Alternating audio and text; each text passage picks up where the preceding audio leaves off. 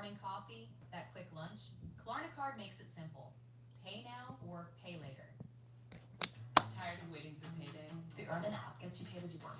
You can get up to $150 per day with a max of 700.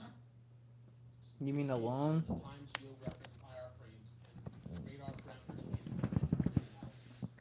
To be clear, I am not here to make claims beyond my ability. I am here to my request to you is practical. Help us capture, protect, fairly evaluate the evidence, and provide a safe pathway for those in uniform reporting. In closing, I want to thank the committee and the task force for holding this hearing and for placing this discussion in a forum where evidence can be examined carefully. I appreciate your attention and I'm ready to answer your questions. I'm George Gavage, investigative reporter at KBS TV in Las Vegas. I began my pursuit of this weird mystery way back in 1987, and for 38 years, I've always approached this as a news story. It's not a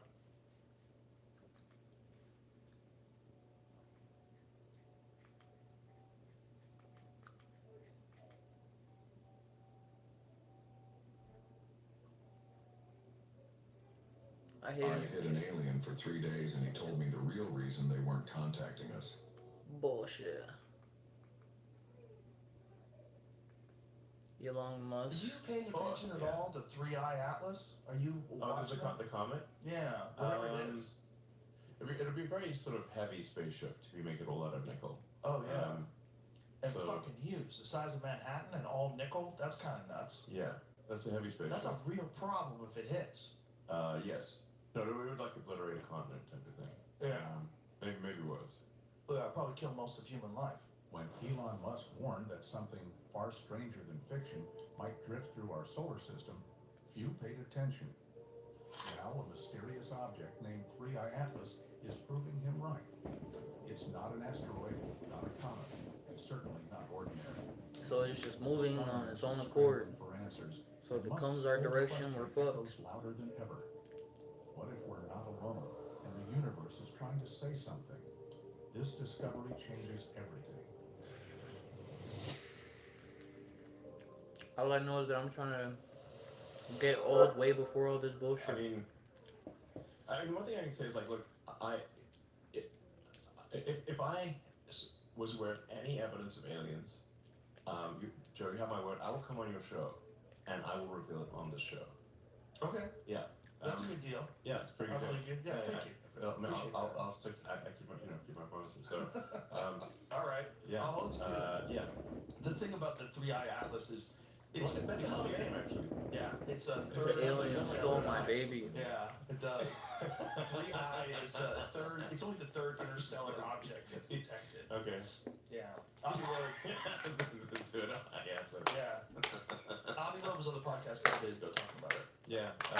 It could be on his own, but Apparently today they're saying that it's changed course. It's fascinating. It's fascinating also because it's made almost entirely of nickel, whatever it is.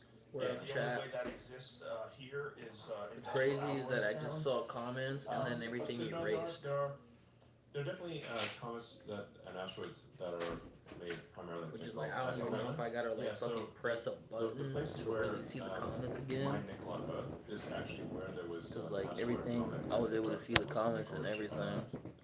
wow. All chats are good. There we go. Yeah, that's it's coming. Those are from impacts. So you definitely didn't want to be there at the time because everything would have been obliterated. Right.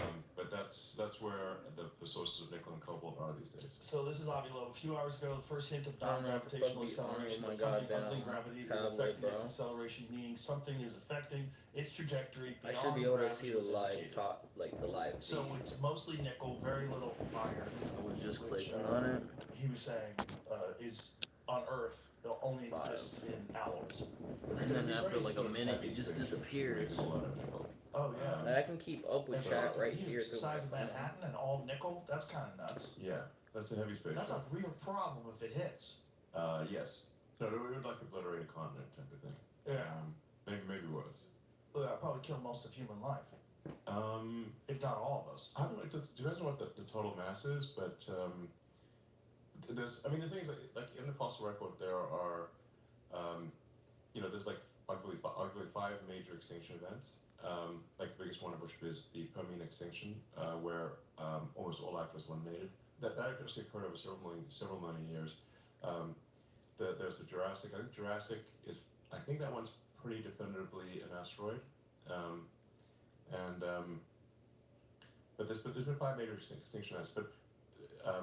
But what they don't count are really the ones that merely take out a continent. So Merely. yeah, because those don't really show up on the fossil record, Right. So unless it's enough to cause a mass extinction event throughout Earth, it doesn't show up on in a fossil record that's 200 million years old. There have been many impacts that would have sort of destroyed all life on let's say half of North America or something like that. There have been many such impacts through the course of history. Yeah, and there's nothing we can do about it right now. Yeah, there was one that one that hit Siberia and destroyed, I think, 300 square miles. Oh, that's the Tunguska. Yeah, That's the one from the 1920s, right? Yeah. Yeah, that's the one that coincides with that meteor, that comet storm that we go through every June and every November that they think is responsible for that Younger Dryas impact. Yeah. All that shit's crazy. For years, Elon Musk has spoken about how fragile human understanding of the universe truly is. In countless interviews, he's warned that life on Earth could be a small chapter in a much larger cosmic story, one we barely comprehend. He's questioned why we assume we're alone when the vastness of space keeps offering clues that challenge our confidence in that belief. Where are the aliens? Where are the aliens? That's one of the Fermi paradox question. A lot of people have asked me if I've seen any evidence of aliens, and I haven't, which is kind of concerning, because then I think I'd probably prefer to at least have seen some archaeological evidence of aliens. To the best of my knowledge, there is no proof, I'm not aware of any evidence of aliens. If they're out there, they're very subtle. We might just be the only consciousness, at least in the galaxy. And if you look at, say, the history of Earth, Bullshit. one is to believe the archaeological record, Earth is about 4.5 billion years old. Civilization, as measured from the first writing. Those remarks felt philosophical then. Today, they sound prophetic. When astronomers detected an unknown object speeding through our solar system, few realized they were witnessing what Musk had been hinting at for years, a visitor from beyond behaving in ways that defy our science. This object, later named 3I Atlas, doesn't follow the predictable dance of asteroids or comets. It moves like something that doesn't belong here. Musk has often said, if something strange enters our solar system, we should pay attention, not dismiss it. That statement now feels like a directive. Things have gotten very, very interesting. According to astronomers, 3I Atlas has all kinds of surprises. We've only seen a handful of blurry shots that look like a tail is kind of starting to form. There's the unusual chemical signatures. It's producing way more nickel than iron, and scientists don't really know why. As telescopes across Earth pivoted toward the unfamiliar glow between Mars and Jupiter, the data revealed an object so unusual that it forced scientists to question their assumptions about what counts as natural. 3I Atlas arrived quietly, without spectacle, but what it represents is monumental. A real interstellar messenger, faster than any probe humanity has launched, older than our sun, and possibly carrying the chemical fingerprints of another civilization's origin. Musk's warnings were never about fear. They were about readiness, the readiness to look up and understand that the universe may be speaking. And for once, humanity is listening. The discovery of 3I Atlas. We've got some fresh images of 3I Atlas, a third ever interstellar object observed from Earth, currently racing through our solar system now. Astronomers have captured that moment live, streaming in real time around the globe of them watching all of this. Take a look at this. Oh, Nice. yes, look at that bad boy. This is a raw image, so this is not even like, I mean, this is just directly from the telescope right now. You're looking at a piece of what would have become a planet in another star system. This is a building block from somebody else's home. Emergency alert, bills are due, wallet empty. what do? I've got Bridget. They got my back with $25 to $250 cash in minutes. No credit check. Top 5 credit hacks if you have below 600. At number 1 is kickoff. This is my favorite credit hack that I literally tell everyone about. If your credit's under 600. This is a building block from Dishonor else's to your home. I mean, family. it's hard not to get stoked. Dishonor Have to a your look at cow. this. 2 months ago, scientists detected something extraordinary entering our solar system, a massive object moving faster than any natural visitor ever recorded. Traveling at nearly 60 kilometers per second, the object was first spotted by NASA's Asteroid Terrestrial Impact Last Alert System, ATLAS, in Chile on July 1st, 2025. Designated 3I Atlas, the name marks it as the third interstellar object ever observed, a traveler from beyond our solar neighborhood. At the moment of discovery, 3I Atlas was 4.5 astronomical units from the Sun, roughly near Jupiter's orbit, and heading inward at incredible speed. Almost immediately, observatories across the world turned their telescopes toward it. The detection was more than a curiosity. It was a rare chance to study an interstellar body months before its closest approach. The last 2 such discoveries, Oumuamua in 2017 and 2I/Borisov in 2019, were both spotted too late for detailed observation. The excitement grew when Harvard astrophysicist Avi Loeb, known for his bold hypotheses, published a paper on July 17th, suggesting that 3I Atlas might represent alien technology, perhaps even a hostile probe.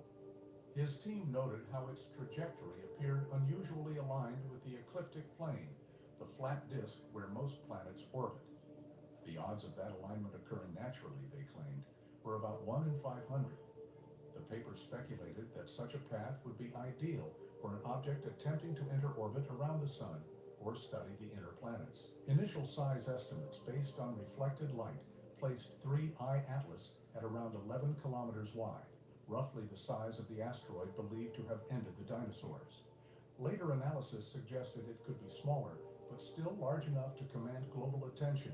For Elon Musk and other space visionaries, discoveries like 3I Atlas serve as reminders of how little humanity understands about the universe it inhabits. Whether a comet, a fragment of alien technology, or something entirely unknown, the object's arrival has reignited one of science's oldest questions. What else is out there, and how close might it be already? The Harvard controversy. We're actually going to see the first images from the orbiters and the rovers that we here on Earth can see, and then how clear are they expected to be? Well, it's great to join you, Gary, and a picture is worth 1,000 words, and I'm really very eager to see the picture. It may take time to process. It really depends on which instrument we're talking about. There is one Mars Reconnaissance Orbiter that was launched by NASA. There is the Mars Express, ExoMars, that were launched by the European Space Agency, and we should get the data from all of them. And in particular, the high-rise camera on NASA's orbiter could give us a pixel size of 30 kilometers. That's the very best resolution that we ever obtained of 3I Atlas, and it would be particularly interesting to look at the brightest pixel because it would constrain the size of the object. Just last week. Before we proceed, watch this. When 3I Atlas was first detected, the astronomical community mobilized quickly, but the real storm began with Harvard astrophysicist Avi Loeb's paper. Released just 2 weeks after the discovery, it suggested that the object could be an artificial construct, potentially alien in origin, and possibly even on a reconnaissance trajectory through the inner solar system. The study highlighted several peculiarities: the object's precise alignment with the ecliptic plane, its unusual speed, and its close approaches to Venus, Mars, and Jupiter. These details, Loeb argued, could theoretically indicate purposeful navigation. The media seized on one phrase, potentially technological and hostile, and headlines exploded worldwide. Many outlets simplified Loeb's cautious speculation into sensational claims. Harvard physicist says alien spacecraft approaching Earth. The nuance was lost. Loeb repeatedly clarified that his paper wasn't proof of alien technology, but an invitation to keep unconventional explanations open until the evidence ruled them out. His position was one of scientific inclusivity rather than certainty. The public response was overwhelming. Social media posts and videos claimed 3I Atlas was slowing down, changing direction, or communicating. None of this aligned with observed data. NASA's measurements confirmed the object was on a hyperbolic trajectory, moving too fast to be captured by the sun's gravity and showing no controlled acceleration. Observations from Hubble and the James Webb Space Telescope recorded a faint coma and a developing tail consistent with natural cometary activity, not propulsion. Despite mounting data pointing to a comet, misinformation spread faster than scientific updates. Influencers and commentators amplified Loeb's speculative angle, often misquoting him entirely. Within weeks, millions believed that a hostile alien probe was entering the solar system. Scientists from NASA and the European Space Agency issued clarifying statements emphasizing the object's natural origin and encouraging the public to wait for verified data. Elon Musk briefly addressed the media frenzy, commenting that humanity's curiosity often turns to fear when faced with the unknown. His remark captured the moment's tension, a blend of fascination, skepticism, and anxiety. While Loeb's openness to extraordinary possibilities fueled the discussion, it also underscored a critical issue: how easily science can be distorted in the age of instant information. The NASA silence. It's not like nobody is working at NASA because the government has been shut down for the past couple of weeks. So I'm sorry, I don't buy it. Do you think it's suspicious that NASA hasn't made an effort to put these photos out there?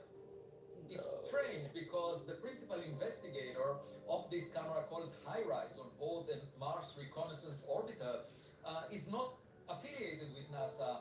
He is at the University of Arizona, and obviously they can still analyze the data and release it scientifically. There is no need for a press release.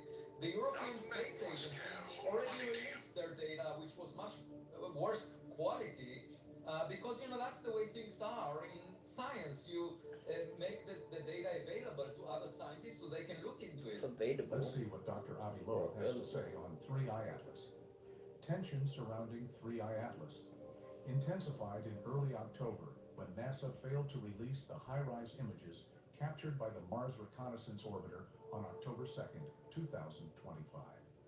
These photos were expected to provide the clearest look yet at the mysterious object, with an estimated pixel resolution of 30 kilometers, 3 times sharper than the best available Hubble Space Telescope images.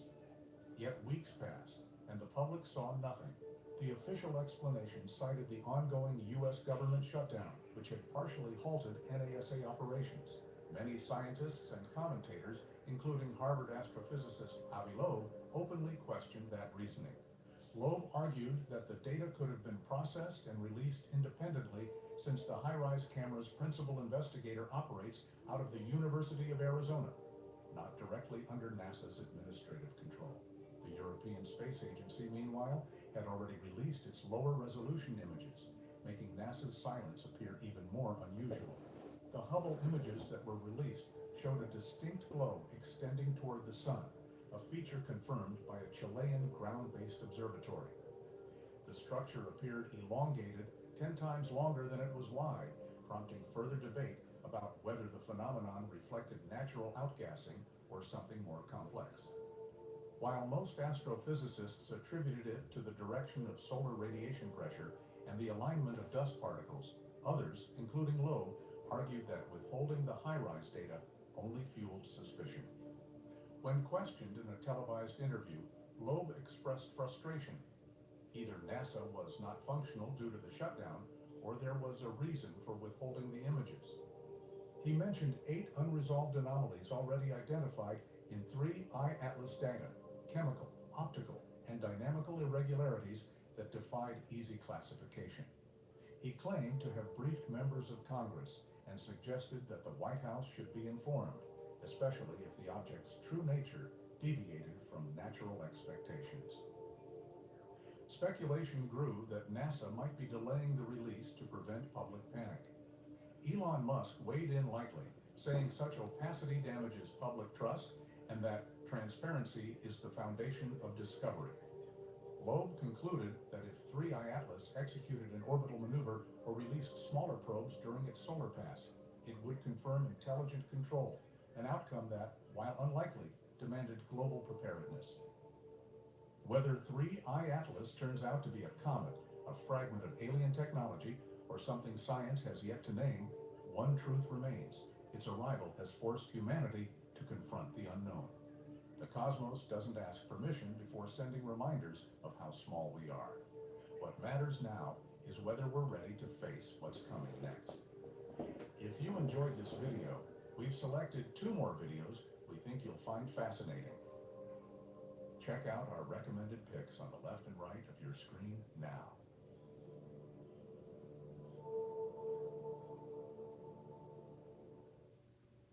I love crypto staking, but sometimes you forget to set it for every coin. That's where auto earn comes in. Kraken automatically enrolls eligible assets, so you start gaining rewards without doing a thing. Set it once, earn weekly, no stress.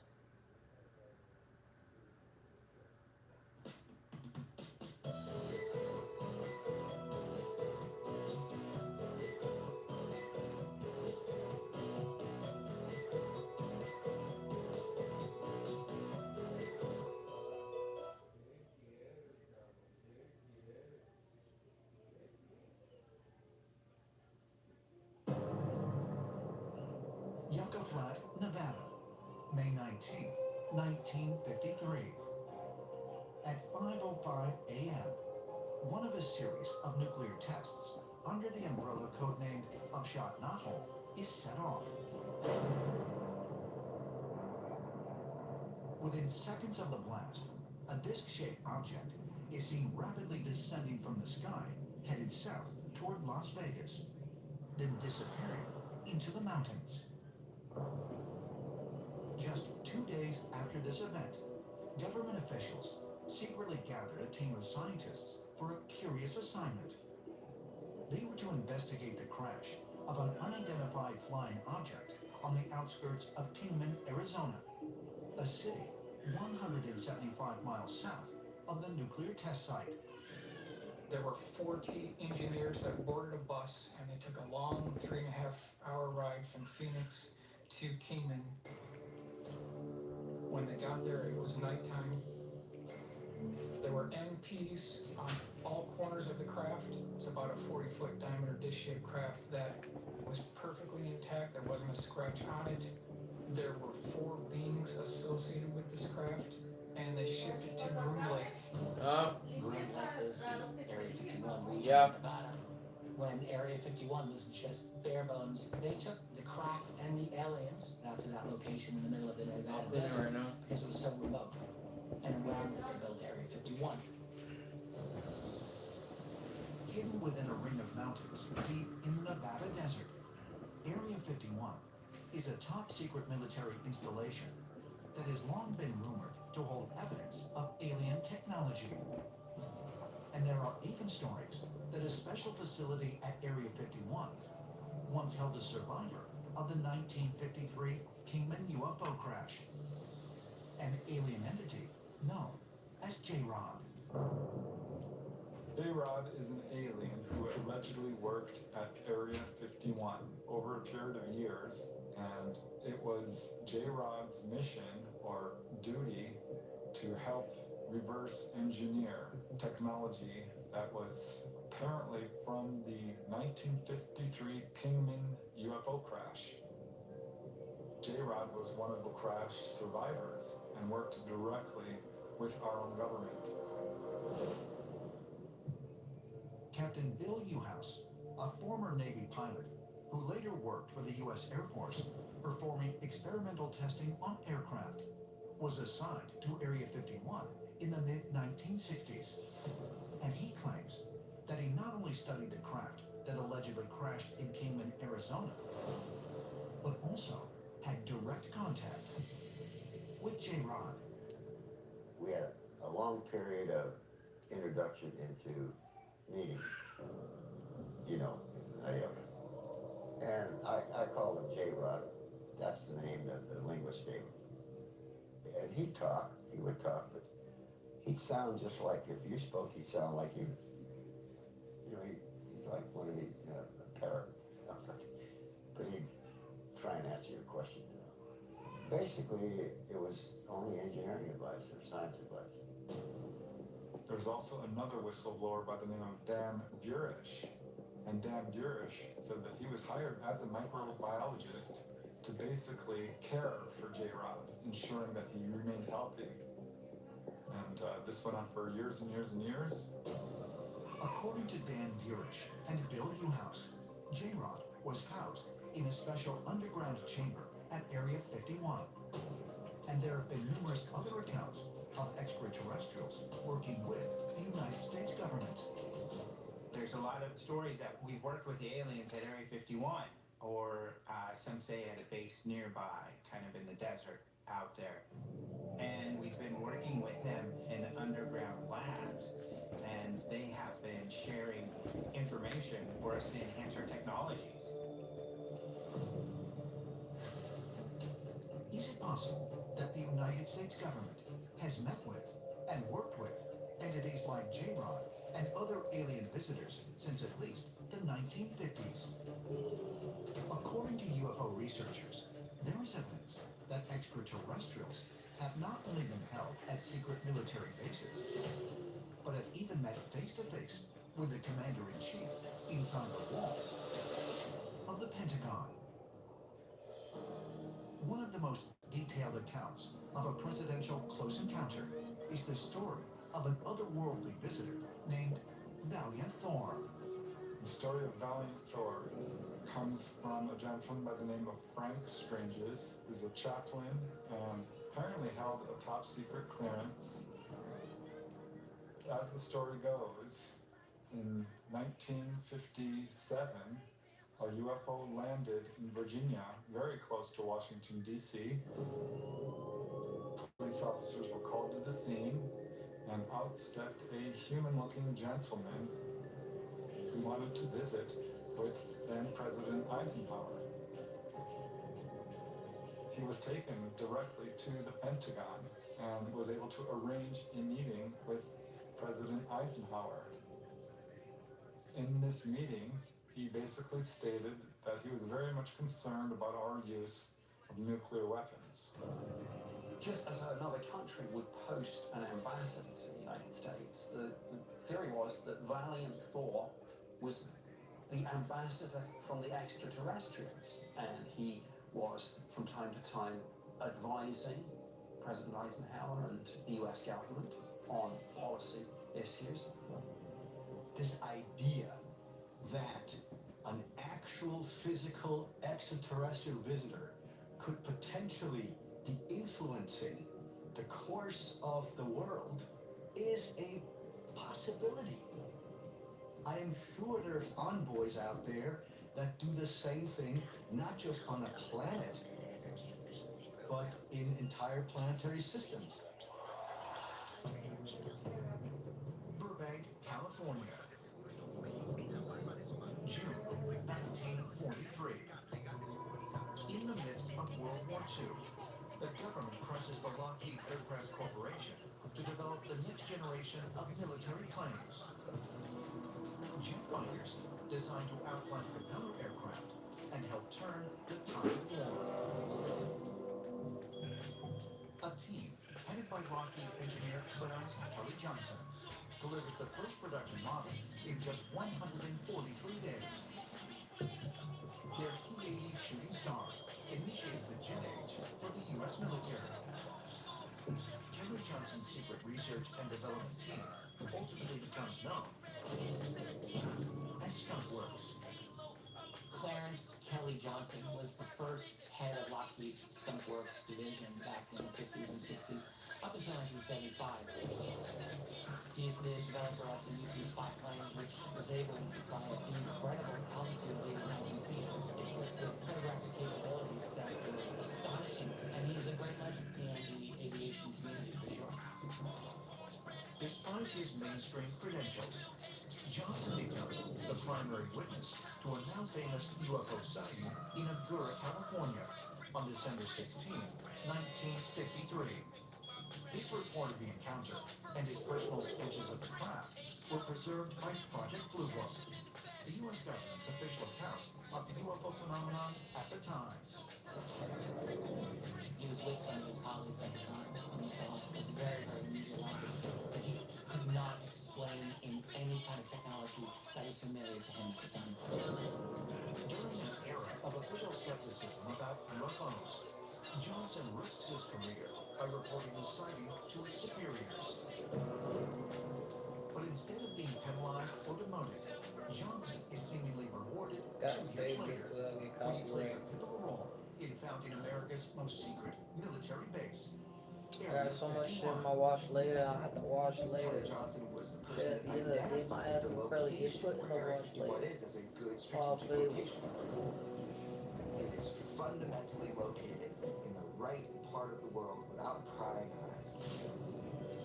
But was Area 51 founded merely to test experimental aircraft, as the military insists? Or did County Johnson choose the location as the best place to reverse engineer the very alien spacecraft he believed he saw with his own eyes? Rachel, Nevada, March 17th, 2018. Just outside the perimeter of Area 51, Giorgio Tsoukalos meets with researcher Wolf McConnell and mining expert Christian Grenell. They are here to investigate rumors of an alleged tunnel network that lies beneath Area 51. This is amazing, isn't it? Wolf and Christian believe this location, the Tempute Mines, is one of several old Nevada mines that have been used to expand operations at Area 51, deep underground. I'm a miner. That's the type of Call of Duty I don't want to play, bro. And I've been mining there since 1992. I also own a mine in Goldfield, so I'm just an avid miner. You know, I search these out. So what can you tell us about Area 51? Area 51, what you see, like on Google imagery, that was the 50s, 60s, and 70s. Since then, they've gone down. Everything they do is underground.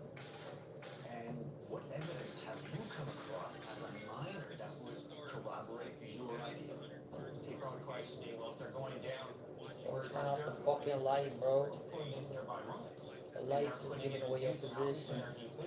By the time you're done heat bleaching a huge mountain, it goes down to nothing.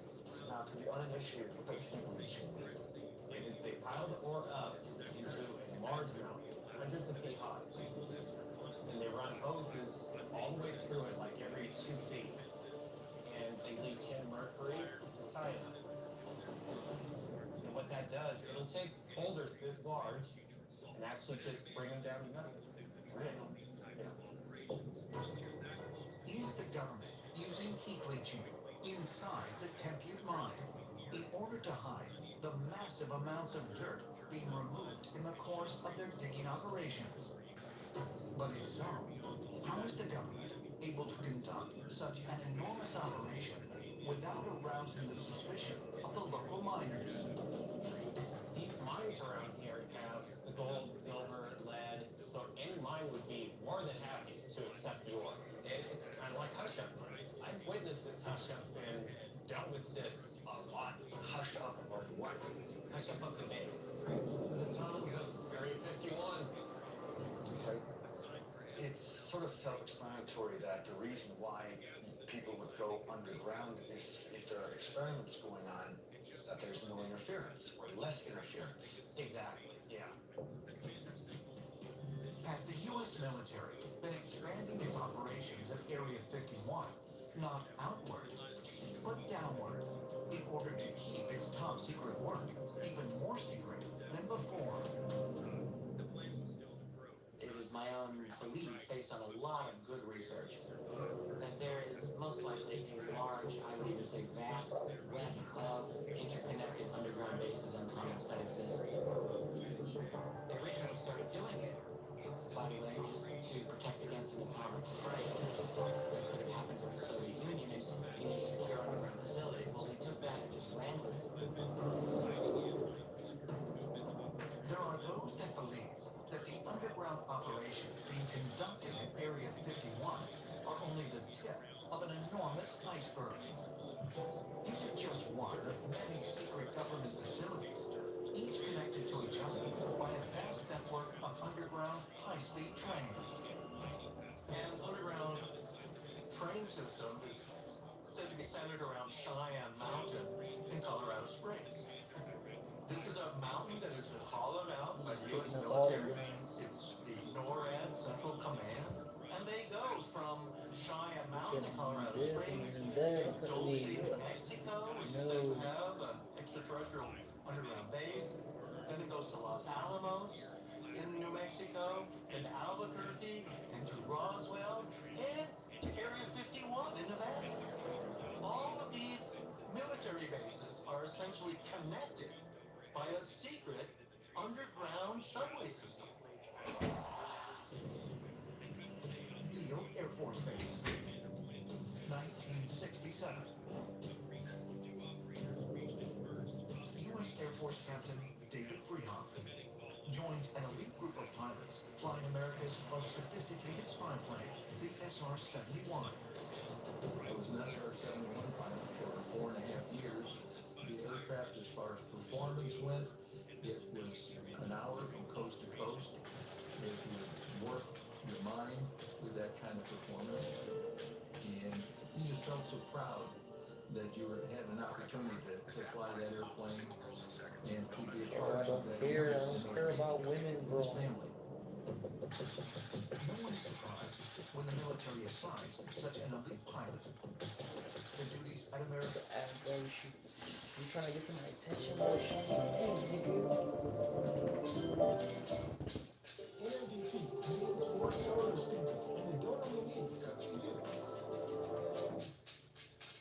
Staying connected matters.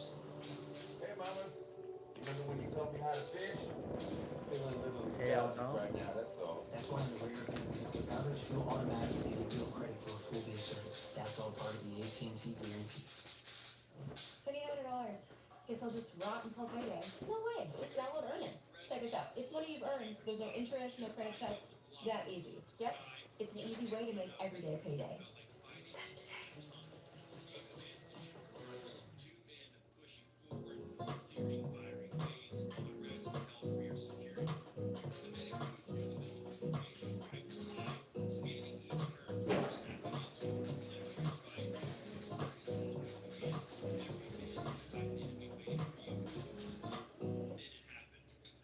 America's most top secret Air Force base.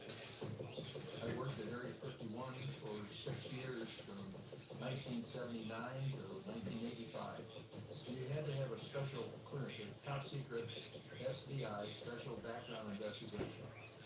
Fortunately, I had gotten that while I was flying the SR, so it was an easy transition for me to move from the SR-71 and my clearances and all over into Area 51. Along with his colleagues, Freehoff commuted each day from McCarran Airport in Las Vegas to Area 51 using a mysterious government carrier named Janet Airlines. One of the great stories about Area 51 comes from engineer T.V. Barnes. Here's what he said. If there are UFOs being reverse engineered at this base, I wouldn't know about it because you flew out in an airline, Janet Airlines, and the windows were blacked out, so you didn't know where you're going. Freehoff noticed that on his daily commutes, a select group of scientists and military personnel also boarded the Janet 737 in Las Vegas. When the plane landed at Area 51, this group boarded a bus and headed to an even more secretive facility codenamed Site 4, or S4. When I was there, we knew about S4, but we didn't know what they did. All we knew is there was certain people got on 737 in the morning, and when we got to Area 51, they would take and go off in a different direction in the bus, and then we went on to the north, going up towards the hangars. Freehoff never knew exactly what was going on at Site 4 during his time at Area 51. But when he heard Bob Lazar's story years later, he found that Lazar's description of flying to Area 51 on a Janet 737 and tracking to an S4 rang true in every detail. When I heard Bob Lazar describe getting on the 737 and fly to Area 51 and get off and go through the terminal and go to S4, and everything he talked about and the way he put it, he sounded totally believable to me. Critics contend that no actual eyewitnesses have ever come forward to confirm that Lazar worked at Area 51, much less at Site 4. But Freehoff claims otherwise. I know people that had worked for me, that after I left there, they had seen Bob Lazar there, and they admitted that to me recently. I know that these critics piled on because obviously they do not want the word to come out that there were in fact UFOs in our possession, and that he was revealing capabilities to perhaps our enemies that we in fact were an alien technology.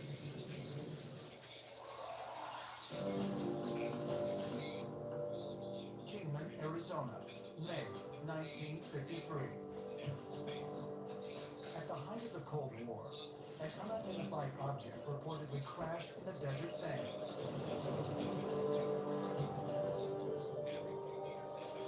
What remained was allegedly sent to America's most top-secret facility, Area 51.